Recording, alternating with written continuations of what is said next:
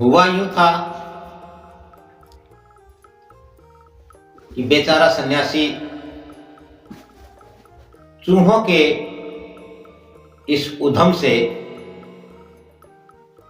परेशान हो चुका है, क्योंकि जो भी अन्न भोजन सामग्री बस्ती उसे चूहे चट कर जाते और सन्यासी का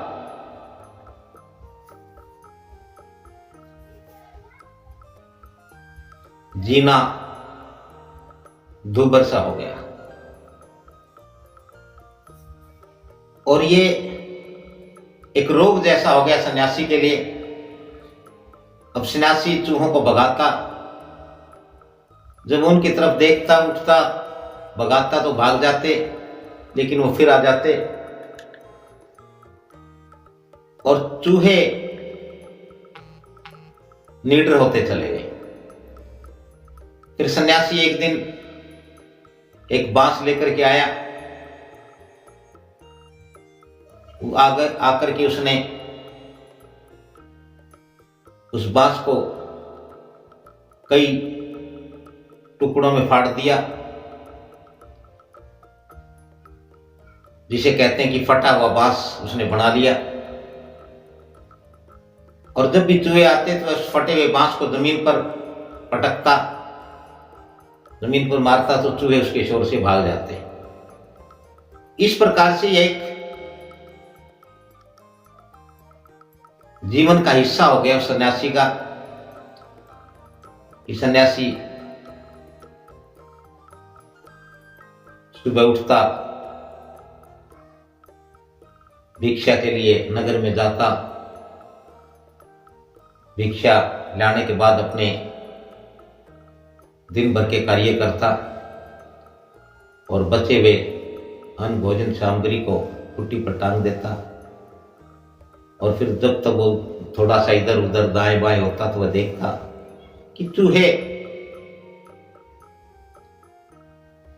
उसे उतर जाते, उसे बिखेर देते, उसे खा जाते, चट कर जाते। तो सन्यासी बांस बजाता तो चूहे भाग जाते। अब सन्यासी के जीवन में, उसकी दिनचर्या में, उसकी जीवनचर्या में फटा बांस और जुड़ गया। सन्यासी जब भी मठ में होता तो अक्सर हाथ में फटा हुआ बांस रखता और उस टंगे हुए अनाज से दूर भी होता, दूसरे कमरे भी होता, तब भी उसकी आदत हो गई थी कि वह फटा बांस बार बार बजाने लगा। उसका जो मित्र आया सन्यासी, तो वह मेजबान सन्यासी बड़ी दुविधा में था, बड़े संकट में था, क्योंकि उसके तो दिमाग में चूहे घूम रहे थे। इसलिए उसका, अपने मित्र का, मेहमान सन्यासी का खुले दिल से स्वागत नहीं कर पाया। वह सन्यासी समझ गया था कि यह सन्यासी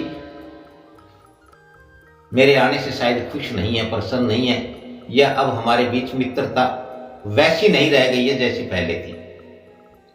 लेकिन फिर भी उसने सोचा कि चलो आज रात को मैं आया हूं तो रुकूंगा। लेकिन रात को भी उसने देखा, जब दोनों सन्यासी बात कर रहे थे तो उस मठ के सन्यासी का उसकी बातों में, उसकी बातें सुनने में कोई ज्यादा रुचि नहीं थी और वह कुछ ऐसा नहीं लग रहा था कि उसे उसकी बातें अच्छी लगती हो या वह सुनना चाहता है, बल्कि वह इधर उधर देखता या बांस को बजा देता, बांस को फुड़का देता। तो उस आए हुए मेहमान सन्यासी ने कहा कि हे मित्र, मैं जब से आया मैं देख रहा हूं कि अब हमारी मित्रता इतनी गहरी नहीं रह गई। अब तुम मेरे वो मित्र नहीं रहे जो तुम पहले थे। लगता है कि तुम्हारे पास कुछ धन अधिक आ गया है। तो वो सन्यासी उसे कहने लगा कि ये तो 4 दिन की जिंदगी है, ये मठ किसी के बाप के नहीं है, ना तुम्हारे हैं ना मेरे हैं। 1 साल यदि कोई सन्यासी का जीवन जी ले और उसे फिर कोई मठ प्राप्त हो जाता है तो उसे मान लेना चाहिए कि ये मठ उसका नहीं है, बल्कि वह तो उस मठ की तमाम संपत्ति का उसका एक चौकीदार भर है। इस पर इतना इतराना कैसा, इतना अभिमान घमंड कैसा कि मित्र को भूल जाओ, मित्र से बात ही ना करो। जबकि मनुष्य के जीवन में तो यह निश्चित है कि मनुष्य को मित्र को देख करके प्रसन्न होना चाहिए, मित्र की खूब आओ भगत करनी चाहिए। आओ भगत तो प्रत्येक मेहमान के अतिथि की करनी चाहिए, क्योंकि कोई भी अतिथि देव के समान होता है, देने वाला होता है। और आप अपने उस मित्र का भी ध्यान नहीं कर पा रहे हैं, उस मित्र को देखकर भी प्रसन्न नहीं हो रहे हैं, जो पिछले काफी समय से आपका सच्चा मित्र है। लगता आपको धन पा करके या मठ पा करके मित्र की आवश्यकता नहीं रही। तो सन्यासी, मेहमान सन्यासी कहने लगा कि हे मठाधीश, यह वक्त तो आनी जानी है, चला जाएगा, ये जीवन भी नहीं रहना है।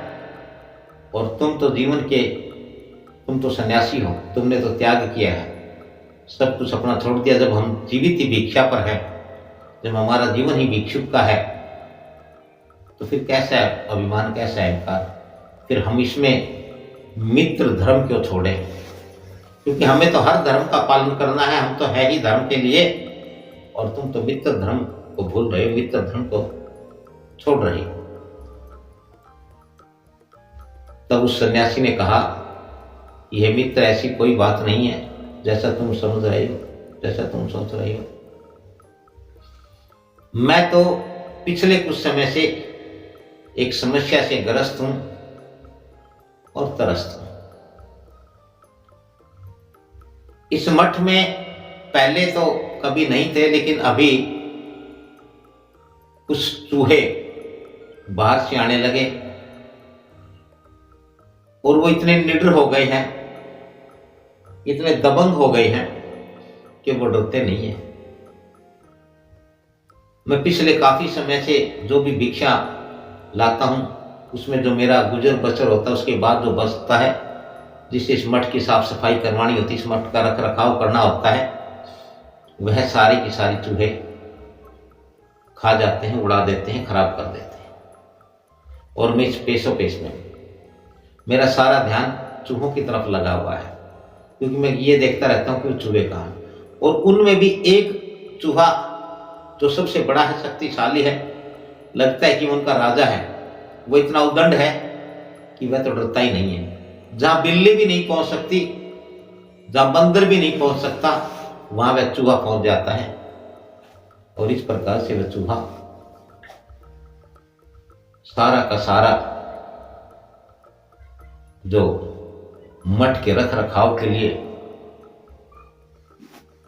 अन्न, भोजन और सामग्री होती है, वह उसको खराब कर देता है, नष्ट कर देता है या चट कर जाता है। मेरा ध्यान केवल उधर लगा हुआ है। यूं भी मैं आपसे इसके उपाय के बारे में पूछने वाला ही था।